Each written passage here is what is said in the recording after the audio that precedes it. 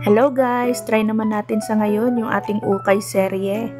Yan, meron na tayong mga napili na dress na fit sa atin. Medyo malaki yan. Yan, pwede nating i-repair. Swak din sa ating budget. Yan, kapag tayo may nakikitang gantong malalaki, yan katulad nitong nasa video na yan, malaki yung armhole, ganun din yung sleeve niya, napakahaba, at saka yung pinakang length niya, ang haba-haba sa akin. I-fit natin siya, i-repair natin, tapos papakita din natin sa inyo kung paano yung pagtatastas ng mga tahi niya. Tara! Dito guys, papakita natin yung pagtatastas dun sa mga tahi itong dress na to. Adjust natin yung neckline, ganun din yung armhole, at saka waistline, at saka yung haba niya. Gamit itong pantastas na ito, yan, makakatulong sa atin yan. Ingat lang guys dun sa ating pagtatastas kasi medyo matalas.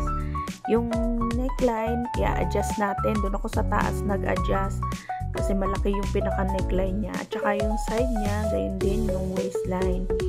Yan. Ang kinuha natin guys na inches is 11 inches. Tapos nilagyan natin ng pad yung pinakang bicep niya. Yan. Ingat-ingat lang sa ating pagpapasada ng pagre-repair nitong ganto. Kasi kapag halimbawa medyo mabilis yung makina, yan, pwedeng madali yung ating mga kamay, yun din maipit. Yan.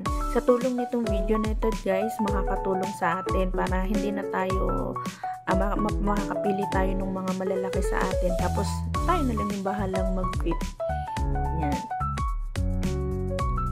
Bale, yung pinakang pop sleeve niya na sleeve, nilagyan natin ng pad katulad nito.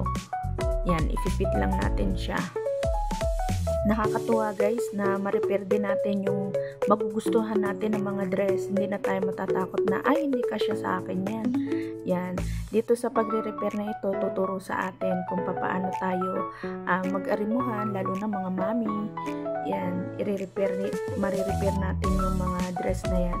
Sa side, nilagyan natin ng ribbon kasi yung pinakang waistline niya is garterized. Yan, pwedeng may tendency na lumuwag. Pag halimbawa may ribbon siya, mai-tali natin siya, tapos lalong mag-fit sa atin. Yan. Pinutol ko yung pinakang baba niya, doon ako kumuha ng pang ribbon natin guys. Yan. Yan. Bali, ito na yung finish natin dun sa ating ni-repair.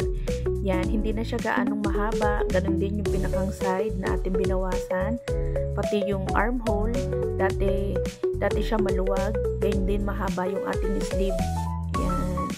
Bali, fit na siya. Pati yung pinakang length niya, yung skirt length niya, binawasan din natin. Doon tayo bumawas ng ating pang ribbon. Sana may nakatulong guys. Salamat sa inyong panonood.